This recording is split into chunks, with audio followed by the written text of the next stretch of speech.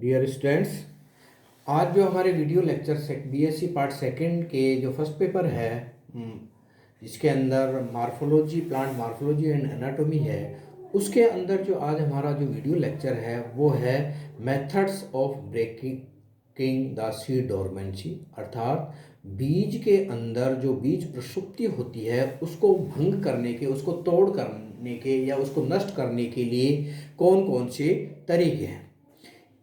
इससे पहले यानी कल जो हमने लेक्चर बताया था कि पादपों के बीजों के अंदर जो सीड डोरमेंसी आती है या बीज के अंदर बीज प्रसुप्ति आती है, ये किन कारणों से आती है। इससे पहले वाले में हमने सीड डोरमेंसी के बारे में बताया था। आज जो हम बताएंगे, चर्चा करेंगे, वो करेंगे कि ये अगर बीज के अंदर डोरमेंसी है तो उनको किन किन विधियों से हम नष्ट कर सकते हैं, तोड़ सकते हैं और बीज के अंकुरण की रेट को बढ़ा सकते हैं, बीज के परसेंटेज ऑफ जर्मिनेशन को बढ़ा सकते हैं, या जो डोरमेंसी का जो पीरियड है, यानी कुछ जीव पादपों में देखा गया है कि कई सालों तक चाहे उनको पर्यावरण की परिस्थितियां अनुकूल दे दो लेकिन फिर भी वो अंकुरित नहीं होते हैं। इससे क्या है कि आर्थिक और इकोलॉजिकल दोनों क्षेत्रों में हानि होती है। आर्थिक, जो उनसे आर्थिक लाभ होता है वो भी नष्ट होता है। दूसरा, जो इकोलॉजी के अंदर जो बायोडाइवर्सिटी में जो उनका योगदान है या एनवायरनमेंट में योगदान है वो भी प्राप्त नहीं होता है। इसलिए वैज्ञानिकों ने विभिन्न प्रकार के मैकेनिज्म डेवलप किए हैं जिसके द्वारा हम बीजों के अंदर जो सीड डोरमेंसी होती है उस सीड डोरमेंसी को या बीज प्रसुप्ति को तोड़ सकते हैं, भंग कर सकते हैं। कुछ मेथड्स, ये जो टॉपिक है, छोटा सा टॉपिक है, इसके जो कुछ मेथड्स हैं, यानी बीज सीड डोरमेंसी को तोड़ने के जो मेथड है, उसमें जो पहला मेथड है वो है बाय डैमेजिंग सीड कोट, यानी कि बीज चोल को क्षतिग्रस्त करके। बीज चोल हम ये जानते हैं कि हमने जो कॉजेज बताए थे उसमें जो पहला कॉज था वो यही था, कारक था कि सीड डोरमेंसी क्यों आती है। उसमें पहला कारण था कि बीज का बीजावरण ही उसकी डोरमेंसी के लिए उत्तरदायी है। वो कैसे कि बीजावरण इतना अधिक हार्ड होता है, पादपों के अंदर यह देखा गया है कि बीज चोल यानी बीजावरण मोटा, कठोर और अनेक ऐसे रासायनिक पदार्थ जिसमें सुबेरिन है, लिग्निन है, या इस बीजावरण के ऊपर मोम की या क्यूटिन की लेयर जमी परत पाई जाती है, जिसके कारण से ये बीजावरण कठोर होने के साथ साथ पानी एवं गैसों के, पानी के आवागमन के लिए और गैसों के आवागमन के लिए अपारगम्य हो जाता है और परिणाम क्या होता है, बीज सीड डोरमेंसी में चला जाता है। इसके अलावा जो हार्ड सीड कोट होता है वो हम ये जानते हैं कि हार्ड सीड कोट के कारण अगर बीज के अंदर पानी भी एंटर कर गया, अगर बीज के अंदर हवा, ऑक्सीजन और CO2 का एक्सचेंज भी हो रहा है, फिर भी बीज अंकुरित नहीं होता है। क्यों? क्योंकि कई बार हार्ड सीड कोट है वो विकसित होते हुए जब भ्रूण की कोशिकाएं विभाजन करती हैं तो विभाजन करने के साथ साथ उनको जगह चाहिए, उनकी संख्या में वृद्धि होती है, तो उनको और अधिक बीज के अंदर और अधिक जगह चाहिए। और ये जो हार्ड सीड कोट है ये बीज के जो भ्रूण है उसको ये अपेक्षित जगह प्रदान नहीं करता है, हार्ड सीड कोट, जिसके कारण बीज का अंकुरण नहीं होता है और सीड है वो सीड डोरमेंसी में चला जाता है। तो इसको नष्ट करने के लिए वैज्ञानिकों ने अनेक तरीके बताए हैं, जिनमें पहला है डैमेजिंग ऑफ सीड कोट। और सीड कोट के अंदर क्या होता है, इसको डैमेज करने के लिए कई मैकेनिकल मेथड्स हैं, जैसे बीज को किसी खुरदरी सतह पर हम घिस दें या रेगमाल से घिस दें या पत्थर पर बीज के को पकड़ के हाथ से पकड़कर या चिमटी से पकड़, कपड़े से पकड़कर अगर हम घिस दें तो जो हार्ड सीड कोट है वो कुछ कुछ जगह से पतला हो जाएगा और पानी और गैसेज के लिए पारगम्य हो जाएगा। इसके अलावा आप चाकू से छील कर भी हटा सकते हैं मैकेनिकली। अगर बहुत ही हार्ड सीड कोट है तो आप हथौड़े या हैमर का इस्तेमाल करके भी बीजावरण को हटा सकते हैं। लेकिन यहाँ ध्यान रखने की बात है कि इन मैकेनिकल और केमिकल मेथड्स के अंदर इतना अधिक एक्यूरेसी होनी चाहिए काम करते टाइम कि बीजावरण को नष्ट करते समय या कोमल करते समय या पारगम्य बनाते समय भ्रूण को कोई नुकसान नहीं होना चाहिए। इसके अलावा ये तो मैकेनिकल मेथड के अलावा वैज्ञानिकों ने बहुत सारे ऐसे रासायनिक पदार्थ जिसमें सांद्र सल्फ्यूरिक अम्ल कंसंट्रेट H2SO4, बहुत सारे कार्बनिक विलायक जिसमें बेंजीन है, इथेनॉल है, अल्कोहल है। इसके अलावा पानी में कई घंटों तक पानी में भिगोकर उपचारित करके जो हार्ड सीड कोट है उसको सॉफ्ट सीड कोट में, या जो बीजावरण के अंदर रासायनिक पदार्थों का डिपोजिशन हो गया है उसको अकार्बनिक और कार्बनिक विलायकों में एक निश्चित समय अवधि के लिए डालकर बीजावरण को पारगम्य, पतला, सॉफ्ट, कोमल बनाया जाता है, जिससे कि बीज के अंदर पानी एंटर हो सके, जिससे कि बीज के अंदर ऑक्सीजन और CO2 का आवागमन हो सकते, जिससे कि जो अंदर भ्रूण है उसकी विकसित होती हुई कोशिकाओं को स्थान प्राप्त हो सके। तो ये एक पहला मेथड है। दूसरा मेथड है चिलिंग ट्रीटमेंट, जिसको किसान कॉमनली अपनाते हैं। चिलिंग ट्रीटमेंट क्या होता है? बीजों के अंदर इस तरह बहुत सारी तरह की जो डोरमेंसी है उसमें एक मेथड है कि ठंडे टेम्परेचर का अगर ट्रीटमेंट दिया जाए। ट्रीटमेंट का मतलब है कि बीज को अंकुरण से पहले एक निश्चित समय अवधि के लिए लो टेम्परेचर पर रखा जाए। और लो टेम्परेचर कितना? 0 से 5 डिग्री सेंटीग्रेड पर रख दिया जाए निश्चित अवधि के लिए। और ये जो अवधि है ये हर जाति के लिए, हर तरह के बीजों के लिए अलग अलग होती है, यानी हर ये कॉमन नहीं है, हर स्पीसीज के लिए इसकी अवधि अलग अलग है। तो इससे क्या होगा कि लो टेम्परेचर के कारण बीज के अंदर जो रासायनिक पदार्थ हैं वो उनको कोल्ड ट्रीटमेंट मिलेगा और जो इसकी गतिविधियां हैं वो स्टिमुलेट हो जाएंगी। इस मेथड को कहा जाता है चिलिंग ट्रीटमेंट, जैसे कि एशर के अंदर किया जाता है। इसके अलावा तीसरा जो मेथड है वो है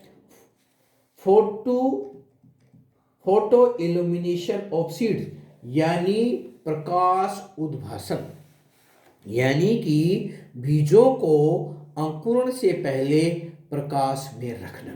हम ये जानते हैं कि बीज की 3 कैटेगरी होती है: पॉजिटिवली फोटोप्लास्टिक सीड्स, नेगेटिवली फोटोप्लास्टिक सीड्स और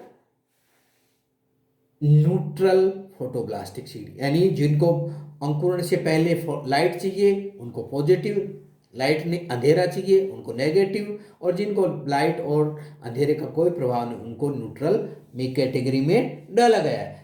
इस तरह की बीजों के अंदर अगर मान लीजिए कोई बीज को लाइट चाहिए तो हम निश्चित समय अवधि के लिए बीज को रेड लाइट में डाल, यानी मोनोक्रोमेटिक रेड कलर की जो प्रकाश वर्ण है उसमें से रेड कलर की लाइट को उसको बीज को प्रदान करते हैं। हमने पहले ही पिछले लेक्चर में बताया था कि रेड लाइट है वो बीजों के अंकुरण के लिए फेवरेबल मानी गई है। जो इसके अलावा जो इंफ्रारेड है वो बीजों के अंकुरण को अवरुद्ध करती है। इसलिए अगर अंकुरण से पहले रेड कलर की लाइट अगर बीजों को प्रदान कर दी जाए या उद्भासित कर दिया जाए, बीजों को रख दिया जाए रेड लाइट में, तो मोनोक्रोमेटिक यानी जो प्रकाश का जो स्पेक्ट्रम है उसमें से रेड कलर की स्पेक्ट्रम वाली लाइट को हम डाल दें तो बीजों की जो डोरमेंसी है वो भंग की जा सकती, तोड़ी जा सकती है। और मुनसर नाम के वैज्ञानिक ने 1936 में एक अध्ययन किया कि कई स्पीसीज के बीजों को 3 से 20 दिन तक प्रकाश में रख दिया जाए तो हम उनकी बीजों की जो डोरमेंसी है उसको तोड़ सकते हैं। इसके अलावा बहुत सारे बीजों के अंदर स्टोरेज डोरमेंसी होती है, इसलिए जिन बीजों के अंदर नेगेटिवली फोटोब्लास्टिक होते हैं उनको अगर आप एक निश्चित अवधि के लिए अंधकार में रख दें तो भी उनकी डोरमेंसी कम की जा सकती है, तोड़ी जा सकती है। तो इस तरह से लाइट और अंधकार का उपयोग करके हम बीजों के अंदर पाई जाने वाली सीड डोरमेंसी को भंग कर सकते हैं। चौथा जो इसके अंदर कारण है या जो मेथड है वो है exposure of low and high temperature alternately, यानी कि बीजों के बहुत सारी स्पीशीज ऐसी हैं जिनके अंदर इस कई तरह के रासायनिक पदार्थ हैं जो कि सीड डोरमेंसी को बढ़ाते हैं। अगर आप पादपों के बीजों को अल्टरनेटली यानी एकांतर क्रम में उच्च ताप और न्यून ताप के अंदर रखेंगे तो पादपों के अंदर जो बायोकेमिकल मेटाबॉलिक रिएक्शंस हैं वो बढ़ जाएगी और उसका परिणाम होगा कि जो भी उसके अंदर रासायनिक पदार्थ हैं वो फेवरेबल रासायनिक पदार्थों का संचय होगा या उनका निर्माण होगा और बीज की डोरमेंसी खत्म हो जाएगी। इस तरह से हम हाई और लो टेम्परेचर को अल्टरनेटली अगर बीज को प्रदान करें या बीज को उद्भासित करें तो हम सीड डोरमेंसी को कम कर सकते हैं, तोड़ सकते हैं, भंग कर सकते हैं। यहाँ पर ध्यान रखने की बात है कि प्रयोगों द्वारा यह प्रमाणित हो चुका है कि उच्च और न्यून ताप यानी हाई और लो टेम्परेचर कितना होना चाहिए, तो बीजों के अंदर जो हाई और लो टेम्परेचर है उसका डिफरेंस लगभग 10 डिग्री होना चाहिए। यानी अगर मान लीजिए आपने लो टेम्परेचर 5 डिग्री लिया है तो हाई टेम्परेचर 15 डिग्री होना चाहिए। यानी ट्रीटमेंट देते समय अल्टरनेटली एक समय आप बीज को 5 डिग्री पर रखेंगे, दूसरे समय 15 डिग्री सेंटीग्रेड पर रखेंगे। तो कम से कम 10 डिग्री के अंतर वाले लो और हाई टेम्परेचर का ट्रीटमेंट देके हम बीजों की डोरमेंसी को खत्म कर सकते हैं। इन चारों के चारों जो ये कारक हैं, इन कारकों से जो भ्रूण है उस भ्रूण पर कोई प्रभाव नहीं होना चाहिए। देखिए दाब है, ये दाब भी एक इम्पोर्टेंट है। बीजों को अगर 18 से 20 डिग्री सेंटीग्रेड पर और 20 वायुमंडलीय दाब पर स्टोरेज कर दिया, एक निश्चित समय की अवधि के लिए स्टोरेज कर दिया जाए तो उन बीजों का जो सीड कोट है वो जो अपनी हार्डनेस है उसकी हार्डनेस खत्म हो जाएगी, कम हो जाएगी और बीज है, बीजावरण है वो को सॉफ्ट में हो जाएगा और उसकी बीज की जो अंकुरण है वो परसेंटेज बढ़ जाएगी और बीज की डोरमेंसी खत्म हो जाएगी। इसके अलावा जो बीज के जो भंडारण है, हमने देखा है कि पादपों के अंदर बीज को भंडारण के माध्यम से डोरमेंसी को प्राप्त करते हैं किसान। अगर आप इस साधारण परिस्थितियों में थोड़ा सा परिवर्तन कर दें, जैसे मान लीजिए गेहूं को भंडारण के लिए 1 साल चाहिए, अगर आप 1 साल की भंडारण की अवधि को डार्कनेस, टेम्परेचर और प्रेशर का उपयोग कर दें, यानी डार्कनेस, टेम्परेचर और प्रेशर को बदल दें, तो जो ये लंबी अवधि की डोरमेंसी है इस डोरमेंसी पीरियड को हम कम कर सकते हैं। ये जो सभी तरह के जो उपाय हैं बीज सीड डोरमेंसी तोड़ने के, जो सभी तरह के उपाय हैं, ये सभी के सभी उपाय के माध्यम से एक जो बीजों के अंदर जो केमिकल्स द्वारा सीड इनहिबिशन होता है, सीड जर्मिनेशन का इनहिबिशन होता है, वो भी एक प्रमुख कारण है। कैसे कि इसके द्वारा जो मेटाबॉलिक एक्टिविटीज हैं उनकी रेट बढ़ जाती है। और दूसरा क्या होता है कि बीजों के अंदर जो रासायनिक पदार्थ हैं वो जैसे ही पानी एंटर करता है, पानी के साथ साथ इन रासायनिक पदार्थों की लीचिंग हो जाती है, यानी कि पानी में घुलकर ये रासायनिक पदार्थ बाहर निकल जाते हैं। तो इससे क्या होता है, जो सीड को इनहिबिशन करने वाले रासायनिक पदार्थ हैं वो कम मात्रा में या इनकी कंसंट्रेशन बिल्कुल ख़त्म हो जाती है और डोरमेंसी ख़त्म हो जाती है। इसके अलावा पानी की उपस्थिति के अंदर जब पानी एंटर करता है तो बीजों के अंदर मेटाबॉलिक एक्टिविटी, हम ये जानते हैं कि मेटाबॉलिक एक्टिविटीज को सक्रियता प्रदान करने के लिए उनके अंदर पानी की उपयुक्त मात्रा होना आवश्यक है। अतः अगर आपने प्रॉपर मात्रा में बीजों को पानी प्रदान किया या सीड को कोट को इस काबिल बना दिया तो एम्ब्रियो है वो बार बार विभाजन होगा और एम्ब्रियो के विभाजन से सीड अंकुरण होगा और सीड की डोरमेंसी खत्म हो जाएगी। तो ये 5 जो डिफरेंट मेथड हैं, इन मेथड्स के माध्यम से हम बीजों की जो डोरमेंसी है या सीड डोरमेंसी है उस सीड डोरमेंसी को सामान्य मैकेनिज्म द्वारा ख़त्म कर सकते हैं, कम कर सकते, और जो सीड के जो जर्मिनेशन है, अंकुरण है, उस अंकुरण को की जो रेट है उसको हम बढ़ा सकते हैं। ये जो छोटा सा टॉपिक है ये कंप्लीट हो गया है। ये थ्योरेटिकल टॉपिक था। इसकी जो पीडीएफ नोट है मैं आपको व्हाट्सएप पर अपलोड कर दूंगा। Thank you.